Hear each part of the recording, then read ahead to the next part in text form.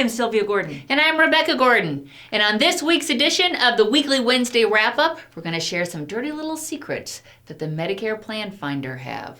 Stay tuned so you can find out what your clients are getting when you register them for the Medicare Blue button. All right. Whew, so I've been on this diet, and I'm telling you, I think I've taken it to extremes. Happy Halloween!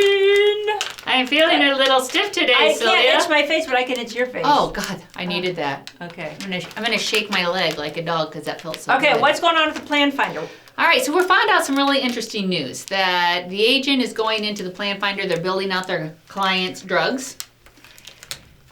All the information on that consumer is in there, and consumers are now getting emails directly from medicare.gov with suggestions about shopping new plans. So this was shared to me yesterday by Dwayne from SMS. He said his agent Love you, Dwayne. got an email from her client. He helped this client set up the Blue button account for the consumer. And then the consumer got an email from Medicare, from the government, and it said, hey, you have Humana Part D, and your plan is going up in price this year. So if you want to shop it to see if you can find yourself a better plan, click here, a link that took them back to the Medicare.Plan Finder so the client could then find a plan by themselves. Now, why is that not good? Let me find out. Maybe because the client really should not be doing all of this investigative work on their own. They have no idea what they're looking at in terms of the formulary drugs. Now, I don't want to be condescending that everybody's not capable of doing their own search on the Plan Finder, because clearly many people are capable of making that. But I would say the vast majority of consumers are uninformed as to how to use it and what they're looking for. So when they said, hey, your premium's going up, that's the thing they alerted them to, it's likely that the client will then go, oh, I can go in there and find one for lower premium. And all they're looking at is cost. And that could be very dangerous because they don't have any idea if their drugs are even going to be on the new list. So somebody might say, oh, I just switched to a plan and it's only $13. Yay, and I didn't even need an agent. Then they find out, maybe in January 2nd, they find out that the most important drug they take is not covered by that really low price carrier. Mm-hmm. What are their options January 2nd? They have no options. But isn't it OEP? Can't they switch their Part D plan? I'm glad you asked me that, Sylvia. OEP is only for Medicare Advantage plans, not PDPs or Med Subs. So people are confused because they think, oh, well, I know I can, if I make a mistake, if I get a plan I don't like, I can just switch that Part D plan. So your Med Sub clients that have their standalone Part D plans that they find out January 2nd don't cover their drugs are going to call you and they're going to say, hey, I know you can fix this because there's ads all over the TV. Mm-hmm. Please fix it. And you'll have to tell them, for some reason, we can't fix it. OEP, only for Med Advantage, not for Part D. That is something that our advocacy group, National Association of Health Underwriters, NAHU, is working on, that we have hope we might be able to get changed, but it's not a quick change. And it might not come for a long time. It took us 4 years to get OEP back, and we thought that'd be very easy. I tell you, this scares me to death. Right. So it irritates me that they're sending, if you set your client up with their email, that they're going to be soliciting emails from terrible. Medicare. That's wrong. One of the things that I'm putting forward is if they're going to do that they could also put in agent information. They could have fields. So it could say, here is your Medicare agent. The client can put that in there. So when they lose your business card later, then, it's right in there. And it has a link to your email and they can click to contact you. So that's something that we're hoping to advance as an enhancement. How about the Plan Finder? A lot's changed in the last couple weeks since AEP started. Have they been listening to some of our suggestions? It sounds like they have been listening, and that's a great thing about NAHU is that they have a really large voice. So I really hope all of you in Listenerville are supporting your local and national chapters. But I definitely think that they're listening and they're making changes as quickly as they can. Is it perfect now? No.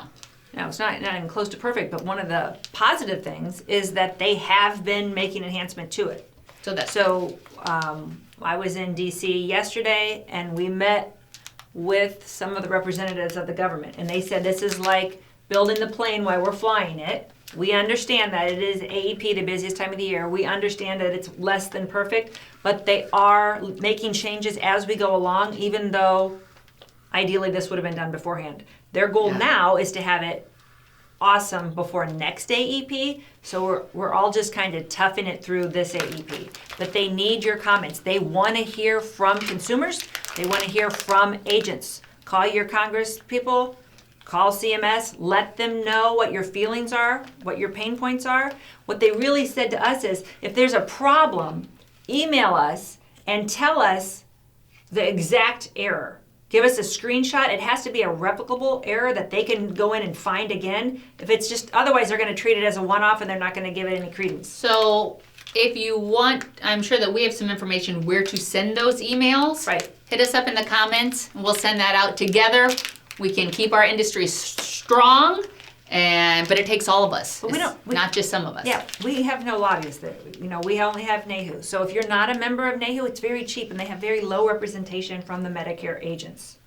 It's like $25 a month, $500 a year in most states. So if you are a member, thank you. Please put it in the comments. We appreciate those of you that are a member. And if you're not a member, please hit us up on how to join. We'll send you a link. It's because important. Without that voice, without you Right. guys talking, we don't have anybody in DC fighting for us, For our industry. right? So that's a big deal. And we need a voice out there. So I want to transition over to what's happening. I just love to dance like this. Wow, I've never been on this side. What's happening in the life insurance? Okay, so there's some crazy, interesting, well, let's say howling and my hip scary, itches. interesting in life insurance. What happened? So agents, carriers have until the end of the year to make sure that they are using the correct CSO tables, and they will be switching to the 2017 mortality tables. And if you don't do it, then your Don't do life it. apps are going to be delayed, or you're going to have to be in the unenviable position of having to go back out to your client to get more paperwork, which we absolutely hate. that's not So if you have any idea what the CSO table, what CSO, the acronym means, put it in the comments. You will get a fantastic Halloween prize. A Nice. One Marketing Live to Sell. I can actually put it on. Visor, if you know what CSO tables are. So I want to talk about Walgreens, and they're getting rid of About 40% their what? clinics, Why? not profitable. Right. So they're going to replace them with, Jenny Craig! and I anticipate that will be probably short-lived. I don't know. They're all the brick and mortars are trying to figure out how to maximize that retail space, and so they're out there clawing and trying to figure out what to do. And it's interesting. A lot of them are going to minute clinics, and we've talked about they're going to have yoga and all kinds of different things in there. But that's a big deal with Walgreens, one of our big. They're not going out of business, they're just getting rid of the clinics. So, Medicare Advantage, the average member will result in that carrier being reimbursed about $1,600 this year. That's just one of those numbers that agents always ask us, hey, how much does a carrier lot. get? And that's what it's looking like. It's double than what a carrier gets on a group client. So, if you're still not really in the senior market, you should really consider it, because that's where the money is going towards the carrier. So we have lots and lots of choices for our agents. More Med Advantage carriers than we've ever had. Yeah. Because there's so many local HMOs popping up everywhere. So we have a huge selection for you. When you're making that decision, what plan to put your client in?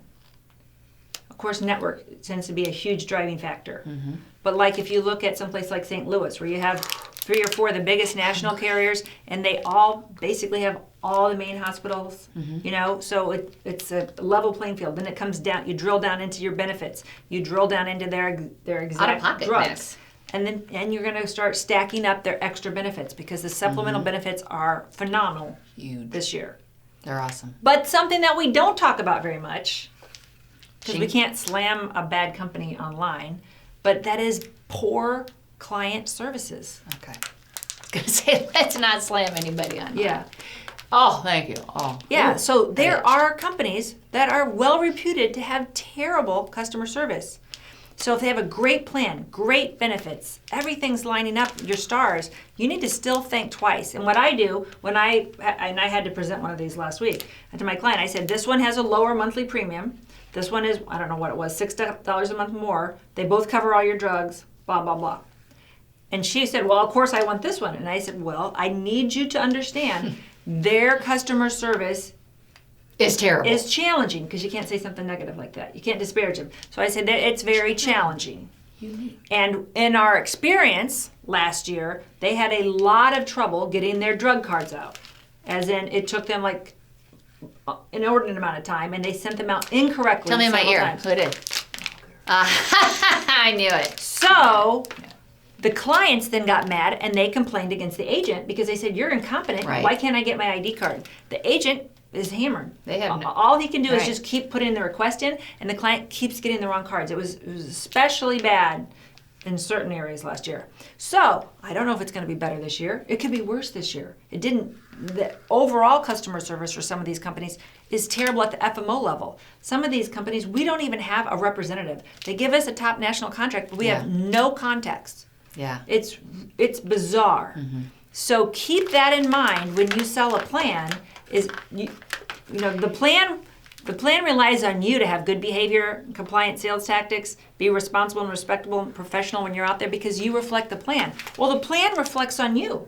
Yeah, and if you're looking at a new carrier who might be hot in your area and you're not sure of this, call into us and talk to your marketer, and we'll give you our past experience. When I would sell a lot of health insurance, I did the exact same thing. And if one was cheaper, I'd say, when you really need me is when there's a problem, and they won't support me. We need to look at this one that might be more expensive, right? Because when your client calls you, typically there's a problem. Something didn't get covered. And those that are terrible service, I mean, One of the largest carriers isn't in the worth nation, any money. One of the largest carriers used to have what I felt was the worst customer service. And when I was an agent, so let's say 15 years ago, and I sold a lot of that plan. But I warned everybody, if you ever have to call them, you're going to go through this super long maze of phone prompts. Are you calling about this, or this line of insurance? Are you from this region, or this region? Are you a new agent? And you go all the way through, and it's like 10 minutes, and then would always say, due to unusually high call volume, Please we're leave a unable to take message. your call. We'll call you back. And it'd click you off. And I'd be like screaming, because this is what my clients are going through. That sounds like calling Health and Human. Oh, really? Yeah. That company has since cleaned up their acts. Way better. But the new companies are going through the same growing pains. And like I said, you get the brunt of it. You're going to get the complaint. So keep that in mind. Now, like I said, I kept selling that plan even though their customer service was terrible. I would warn the client. I would say the plan is great. You know, their AM Best rating was great. Everything was great. But I would tell them, if you ever have to call them, you are going to be frustrated. This is what you can expect. Call me, let me do it for you, let me wait on hold. By all means, you can feel free to call them directly, but prepare for that. So I warned them so they wouldn't get mad at me. Prepare for turbulence. Right. My husband taught me that term. Prepare for a lot of turbulence. So far, AEP looks to be going really well. Based on the questions we're getting from agents, Awesome. It's very smooth. It does seem smooth. One That's of the good. complaints that I have gotten was on the health assessments. That agents are still kind of confused on the health assessments. You know, I really feel like that this was really brought up a little too late. It was a little late in the game. It was a little late in the game, and I think it'll be better next year. But Mike Hickson, call out to Mike from Oklahoma. I think he said he did like 10. Hey, Mike. And it went very smooth. That's and awesome. And he made the extra $50 times 10, and he was extremely happy. Most agents are like, I don't know, I don't want to do it. Do it. There's still plenty of AEP for you to take the time to learn how to do it. I haven't done my first one this AEP, but Do it. I will be doing it this week. The guy I thought was going to enroll last week decided to wait another week. But once I actually go through it, then I'll tell you my own personal experience. Tell them you're losing weight. Hey, I think we need to wrap it up. But next week, we're going to talk about Sylvia's shingle shots. And did she survive? Yeah, because I'm going to get my shingle shot, which we're going to find is out. reputed to give you the flu for 2 to 3 days. So I'm bracing for that. So hopefully, if you've had the shingles, Be prepared. I know a lot of you have talked to me about this in the past. Put it in the comments if you have some advice, because I'm looking at getting that any day now. I'm going to say maybe a stick Happy drink. AEP. Happy AEP and happy Halloween. Happy Halloween.